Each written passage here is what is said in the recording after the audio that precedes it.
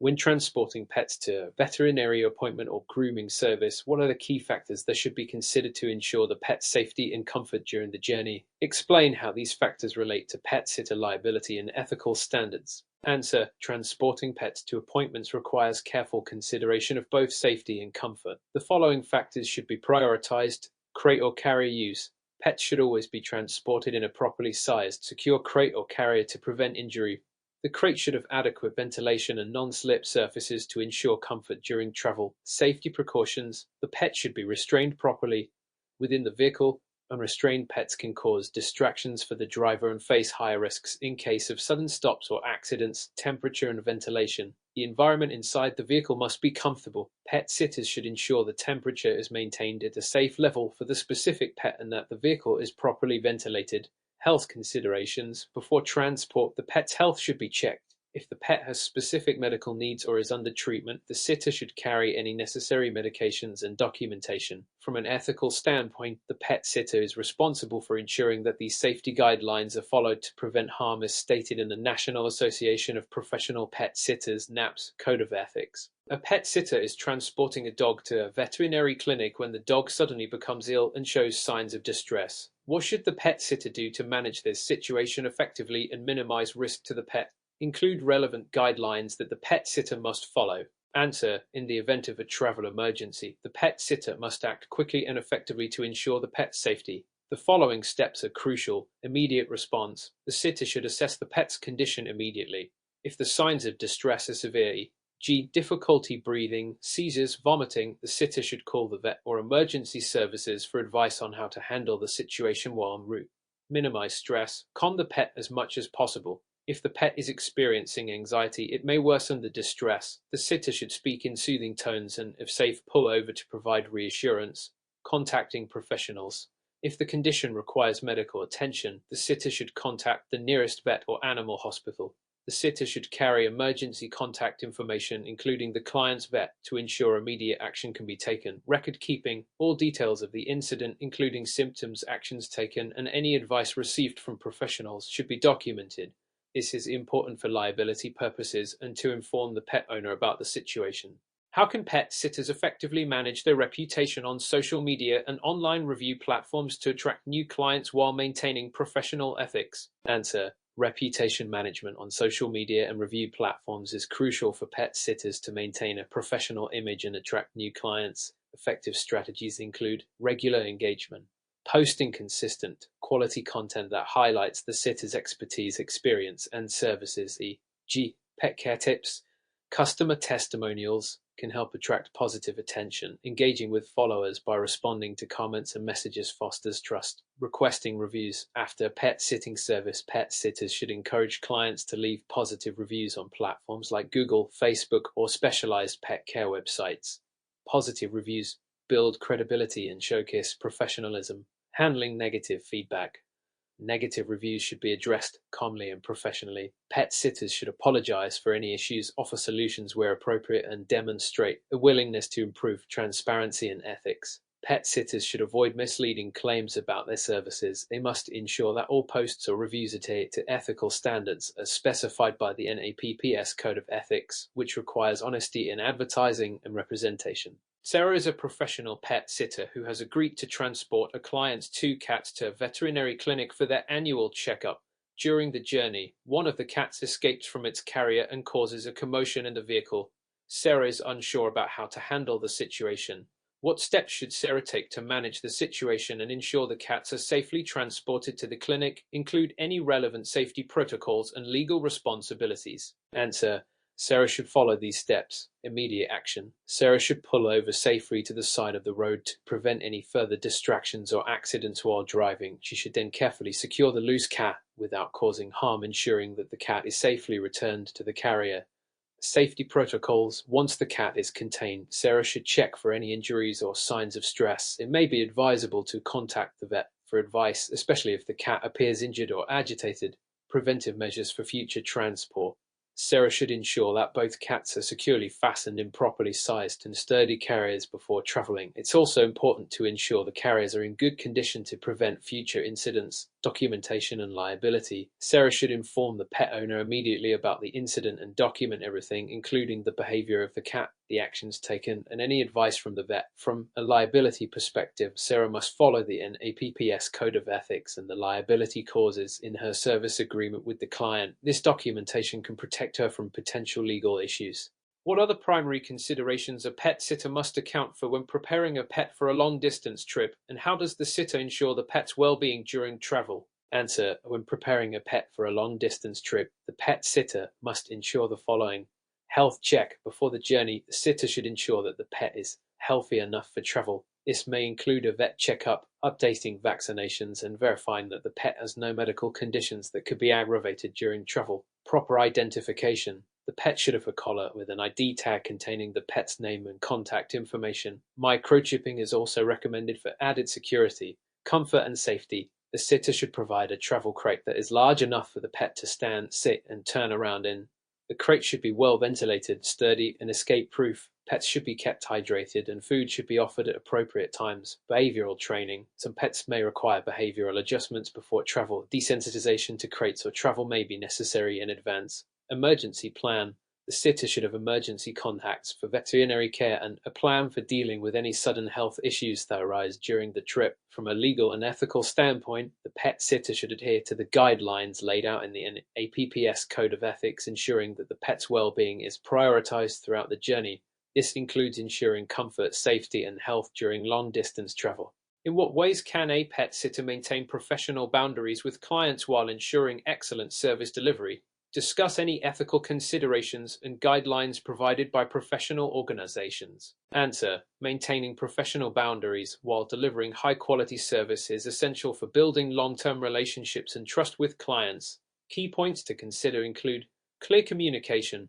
The pet sitter should set expectations with the client before starting any service. This includes discussing the scope of services, pricing, and potential issues that might arise during the service. Having a contract or written agreement is a professional approach to clarify these terms. Respecting client privacy. While the sitter may have access to the client's home, they should respect the client's privacy and personal space. The sitter should avoid discussing personal matters with clients outside the scope of the services provided. Transparency and honesty. The pet sitter should be transparent about any challenges or incidents during the pet care process. If issues arise, the sitter should inform the client promptly. The NAPPS Code of Ethics emphasizes the importance of professionalism, honesty, and integrity when interacting with clients, ensuring that no personal or financial interests compromise the sitter's duty to care for the pet. What is the pet sitter's legal responsibility if a pet in their care is injured during a routine sitting service? How does this relate to the pet sitter's insurance coverage and the ethical guidelines outlined by NAPPS? Answer: if a pet is injured during a routine sitting service, the pet sitter's legal responsibility includes immediate care and medical attention. The pet sitter should immediately seek medical attention for the injured pet and inform the client. The sitter's responsibility is to act in the best interest of the pet. Liability. The pet sitter could be held liable for injuries that occur due to negligence. For example, if the sitter failed to secure a pet properly or did not provide adequate supervision, they could be considered negligent. Insurance coverage. Many professional pet sitters carry liability insurance, which helps cover any accidents or injuries that occur while a pet is in their care. This may include medical costs for the pet or compensation for damages incurred. NAPPS Code of Ethics. Pet sitters must adhere to the NAPPS Code of Ethics, which requires them to act with care, respect, and professionalism. This includes ensuring the safety of the pet and notifying the client of any accidents promptly. If a pet sitter encounters a situation where a pet escapes from the sitter's care, what steps should they take to resolve the crisis, and how should they communicate this with the client? Answer: in the event that a pet escapes, the sitter should immediate action. The sitter should immediately search the area and attempt to retrieve the pet without causing harm. They should enlist the help of neighbors or local animal control if necessary. Notify the client. The sitter must inform the client immediately, providing updates on the search and steps taken. Transparent communication is crucial to maintaining trust. Post-incident documentation.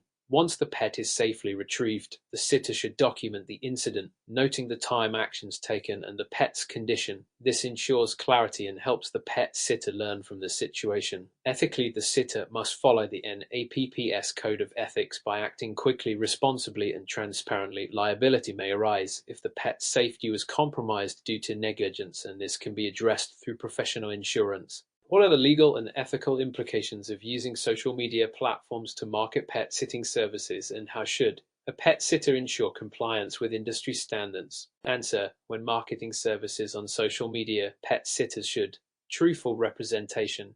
All posts and advertisements must accurately reflect the services offered. Misleading clients can result in legal and ethical issues. Privacy and consent.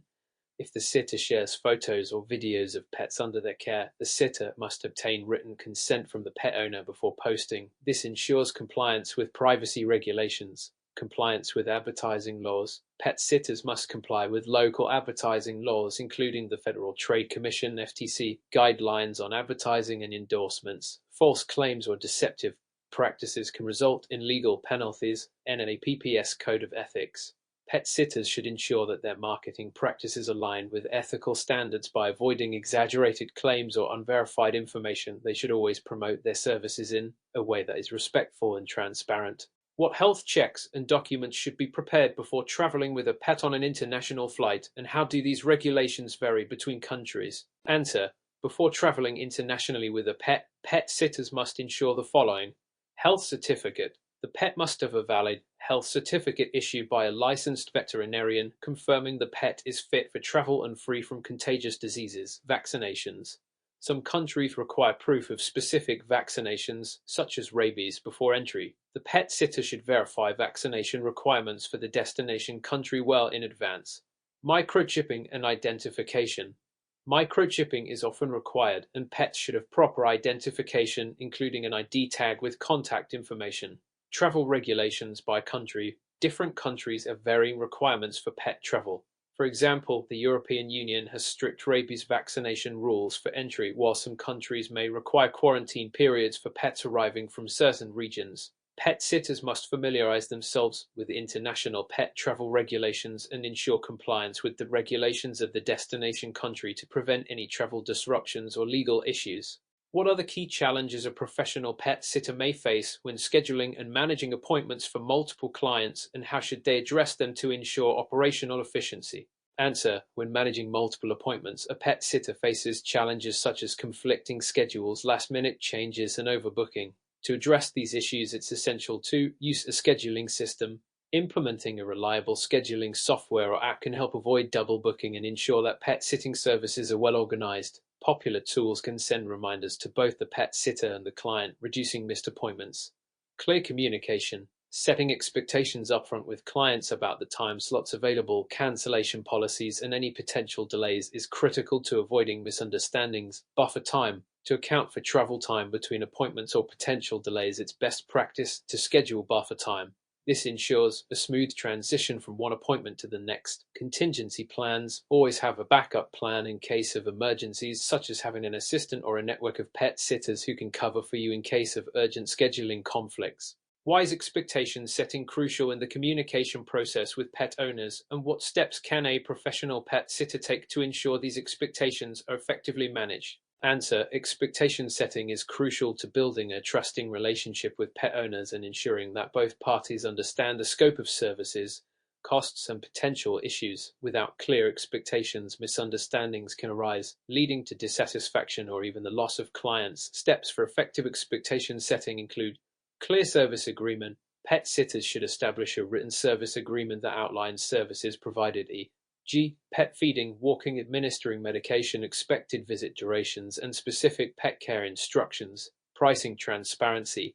Clearly communicate pricing structures, hourly rates, extra charges for special requests, etc., including cancellation fees and overtime charges. Regular updates. Keep pet owners informed about their pet's well-being through texts, photos, or app notifications. This transparency reassures owners and fosters trust. Pre-sitting discussion.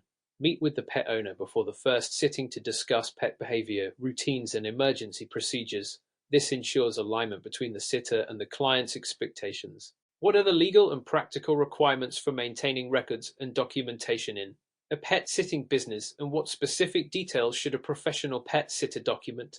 Answer: record keeping is not only important for operational purposes but also for legal protection and tax compliance. Pet sitters should: client information, maintain up-to-date client contact details, pet health records, and emergency contacts. Pet specifics, document specific needs for each pet, including feeding schedules, medical conditions, and behavioral issues. This ensures consistency in care and helps avoid mistakes. Contracts and agreements. Keep copies of service contracts, waivers, and any communication that outlines expectations, pricing, and service terms. Financial records.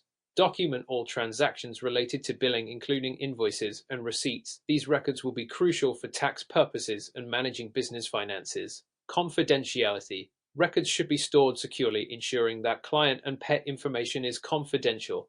Pet sitters must comply with privacy laws such as the General Data Protection Regulation (GDPR) in regions where applicable. How can a pet sitter effectively manage the needs of multiple pets during a single sitting or series of visits, ensuring all pets receive appropriate attention and care? Answer: managing multiple pets requires time management, attention to detail, and multitasking skills. Effective strategies include: create a pet care plan, develop a clear plan outlining the needs of each pet. For example, some pets may need medication at specific times, while others may require more exercise or grooming. Prioritize tasks. Some pets may require more urgent care, such as special dietary needs or medical attention. Pet sitters should prioritize these tasks while ensuring the other pets are cared for as well. Manage time effectively. Allocate specific times for each pet's needs: feeding, walking, playtime, and stick to a schedule. If multiple pets need attention simultaneously, organize activities so that they are not overlooked. Monitor group dynamics. Pay attention to how pets interact with each other. Some pets may require separate handling to avoid conflicts, while others can be managed together. Sarah is a new pet sitter who just started her business. She has acquired her first few clients, and she is unsure whether to set up her business as a sole proprietorship or an LLC. What should Sarah consider when making this decision, and what are the advantages and disadvantages of each option? Answer: Sarah should consider factors such as personal liability taxes and the scalability of her business when deciding between a sole proprietorship and an LLC. Sole proprietorship advantages: easier to set up with minimal paperwork, lower initial costs, and pass-through taxation where business income is reported on Sarah's personal tax return. Disadvantages: no separation between personal and business assets, meaning Sarah could be personally liable for any debts or legal actions against the business. The LLC, limited liability company. Advantages: provides personal liability protection, meaning Sarah's personal assets are protected in case of business-related lawsuits or debts. They may also offer more flexibility in terms of tax options. Disadvantages: more paperwork, higher setup costs, and ongoing administrative fees to maintain the LLC. Sarah should consult with a tax advisor or attorney to evaluate the best choice for her long-term business goals and legal protection. How should a professional pet sitter determine pricing for their services, and what factors should they take into account when setting rates? Answer: pricing should reflect the value of the services provided while being competitive in the market. Key factors to consider when setting rates include: service type, charge differently for standard visits versus specialized services, e.g. administering medication, overnight stays. Market rates.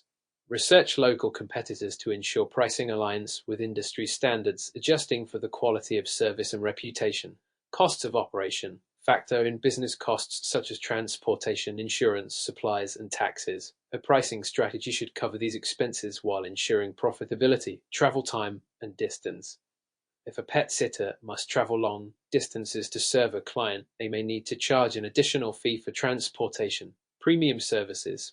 Offer premium services like last-minute visits or holiday bookings at a higher rate, as these services require flexibility and may have increased demand. What are the most effective marketing strategies for acquiring clients in the pet sitting business, and how should a pet sitter prioritize these efforts to ensure maximum exposure? Answer: effective marketing strategies for a pet sitting business include word-of-mouth referrals. Encourage satisfied clients to refer others by offering incentives such as discounts on future services or a free visit for referrals. Online presence. Create a professional website with details about services, pricing, and testimonials. Having an active presence on social media platforms like Instagram and Facebook can also help attract local clients. Partnerships. Collaborate with local pet stores, veterinarians, and groomers to cross-promote services. Pet owners who trust these establishments are likely to consider referrals from them.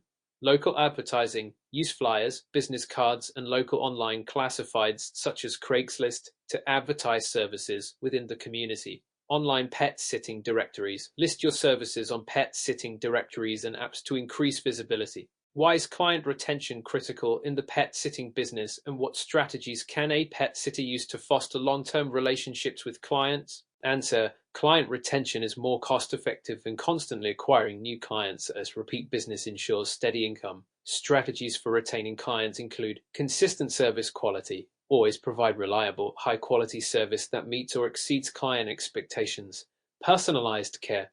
Build a personal relationship with pets and owners. Remembering pet preferences or special instructions can set a sitter apart. Loyalty programs. Offer discounts or bonuses for repeat customers or long-term clients to incentivize continued business. Follow-up communication. After pet sitting assignment, check in with the client to ensure satisfaction and address any concerns. Flexible availability. Be accommodating and responsive to clients' needs, especially during peak times such as holidays or vacations. What steps should a pet sitter take to ensure the proper handling and safe storage of pet supplies and equipment, and how can they reduce the risk of accidents or damage during visits? Answer: ensuring proper handling and safe storage of pet supplies is essential for both safety and professionalism in the pet sitting business. Key steps include regular inspection. Pet sitters should inspect all equipment, such as leashes, carriers, and feeding bowls for wear and tear before use. Damaged items should be replaced immediately to avoid accidents.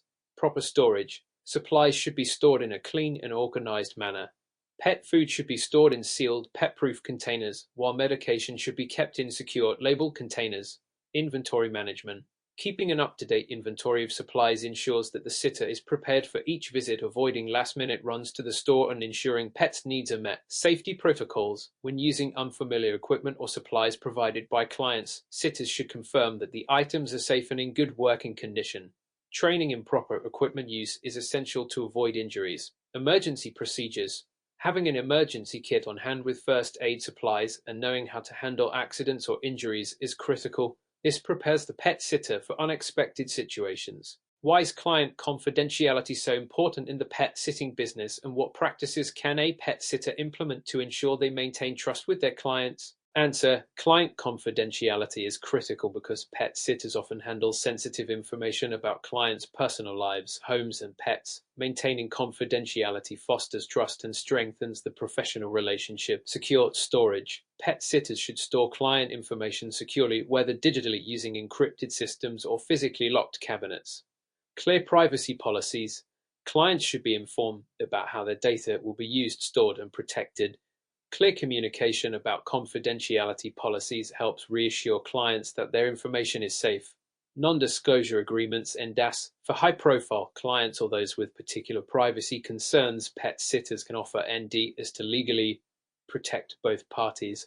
Professionalism in communication. Pet sitters should avoid discussing clients' pets or personal matters with others unless necessary for the pet's care. Discretion in communication builds trust. Disposal of information. When client records are no longer needed, pet sitters should ensure they are securely destroyed, whether through shredding paper records or securely deleting digital files. A pet sitter notices that a dog has been lethargic, has a decrease in appetite, and exhibits irregular breathing patterns. What are the potential underlying causes of these symptoms, and how should the pet sitter assess the situation? Answer: lethargy, decreased appetite, and irregular breathing in dogs could be signs of various health issues such as respiratory infections, heart disease, or systemic conditions like parvovirus. Respiratory distress may present with shallow or rapid breathing, and conditions such as pneumonia or congestive heart failure can cause irregular breathing. The pet sitter should first ensure the dog is in a calm environment. Observing the dog's breathing pattern normal is 1.5-3 breaths per minute is essential. If the pet is panting excessively, has a bluish tint to the gums, or is showing signs of distress like coughing, immediate veterinary care is needed. The sitter should also assess for signs of dehydration, skin pinch test, and check the dog's temperature. Normal range is 101-102.5 deg. It's crucial to contact the owner and a vet for further evaluation. Monitoring the dog's condition closely and recording symptoms, including changes in behavior, can help the vet make an accurate diagnosis. What are the signs of heat stroke in pets, and what steps should a pet sitter take if a pet is suspected of having heat stroke? Answer: heat stroke is a serious emergency in pets characterized by signs like excessive panting, drooling, vomiting, lethargy, and disorientation. In severe cases, the pet may collapse, have seizures, or exhibit signs of shock. Heat stroke occurs when a pet's body temperature exceeds 100 Fordyce and cannot regulate itself, often due to high temperatures, humidity, or excessive exercise. If a pet sitter suspects heat stroke, they should move the pet to a cooler, shaded area immediately, avoiding direct sunlight. Provide cool, not ice-cold, water to drink, and wet the pet's body with cool water, particularly around the paws and underarms. Using a fan can also aid cooling, but ice water should be avoided to prevent shock. Monitoring the pet's breathing rate and condition is critical, and if signs of heat stroke persist, the sitter should contact the owner and seek veterinary care immediately. A pet sitter should also avoid allowing the pet to resume exercise too quickly, as recovery can take several hours. Prevention includes limiting outdoor exposure during peak heat and ensuring plenty of fresh water is available. A client asks you to take care of their dog while they are away, and they provide explicit instructions to allow the dog to roam free in the backyard without supervision. Considering potential risks, what should a professional pet sitter do? Answer: while it's common for pet owners to want their pets to roam freely, a professional pet sitter must assess the risks involved. Unsupervised dogs in an unsecured backyard can encounter hazards like sharp objects, wildlife, or potential escapes due to gaps in fences or gates. The sitter should consider whether the backyard is fully enclosed, whether there are any escape routes, or if dangerous items, e.g. toxic plants, chemicals, are present. The sitter should inform the owner about potential safety concerns and suggest alternatives, such as allowing the dog to play in a smaller, secure area or providing supervision during outdoor activities. If the owner insists on unsupervised roaming, the sitter should take every precaution to monitor the pet and ensure its safety, including keeping a close watch for any potential hazards. It's crucial for the sitter to understand the pet's behavior and habits, whether it tends to chase cars, interact with strangers, or show aggression toward other animals. Additionally, pet sitters must be familiar with leash training or recall techniques to prevent accidents. Mr. Roberts owns a large property with a garden, but the fence has several gaps where small animals can enter. During a walk with Mr. Roberts' dog, the dog begins to chase a squirrel into the garden. What should Mr. Roberts' pet sitter do in this scenario? Answer: in this scenario, the pet sitter should immediately call the dog back, stopping it from running into the garden where it could encounter other animals or get trapped in areas with gaps in the fence. The dog's safety must be the sitter's priority, especially when there are risks of encounters with wildlife or potential injury. The pet sitter should calmly redirect the dog's attention using commands or treats and ensure it is safely contained within a secure area. Afterward, the sitter should assess the garden for any further hazards, particularly the gaps in the fence. The sitter should notify the owner about the gaps and recommend securing them to prevent future escapes or injuries. Additionally, if the dog is prone to chasing wildlife, the sitter should consider leash walking or reinforcing basic commands to avoid similar situations in the future. The pet sitter should also ensure that the dog is kept under close supervision when outdoors, as unforeseen circumstances like wild animal encounters or unsecured areas pose a significant risk to the pet's safety. Why is regular nail trimming important for pets, and what should a pet sitter do if a pet is resistant to having its nails trimmed? Answer: regular nail trimming is crucial to prevent the nails from growing too long, which can cause discomfort, difficulty walking, or even lead to injuries. Overgrown nails can affect the pet's posture, causing misalignments that may result in joint pain or arthritis. Additionally, excessively long nails may cause the claws to become caught in carpets or other surfaces, leading to injury. If a pet is resistant to nail trimming, the sitter should start by gently handling the pet's paws in non-threatening ways to get used to the sensation. Gradual desensitization and using positive reinforcement, such as treats and praise after each successful attempt, can help reduce anxiety. If resistance continues, the sitter should consider seeking professional help from a groomer or the pet's veterinarian. Nail trimming should be done cautiously, avoiding cutting the sensitive part inside the nail to prevent bleeding. Regularly trimming nails helps ensure the pet's comfort and mobility. You encounter a cat who appears to be unconscious and is not breathing. What steps should you take immediately to perform CPR on the cat? Answer: if a cat is unconscious and not breathing, the pet sitter should first ensure the environment is safe and the cat's airway is clear. The sitter should check the cat for signs of obstruction, such as foreign objects, and remove any blockage. Next, the pet sitter should place the cat on its right side on a flat surface. Using both hands, the sitter should place one hand on the cat's rib cage just behind the elbows and apply gentle, rhythmic chest compressions, about 100-120 compressions per minute.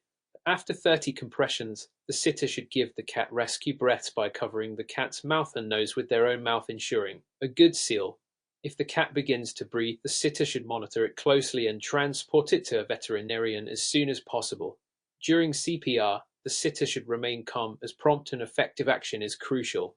If the cat does not respond, emergency veterinary care must be sought immediately. CPR training is highly recommended for pet sitters to handle such emergencies effectively.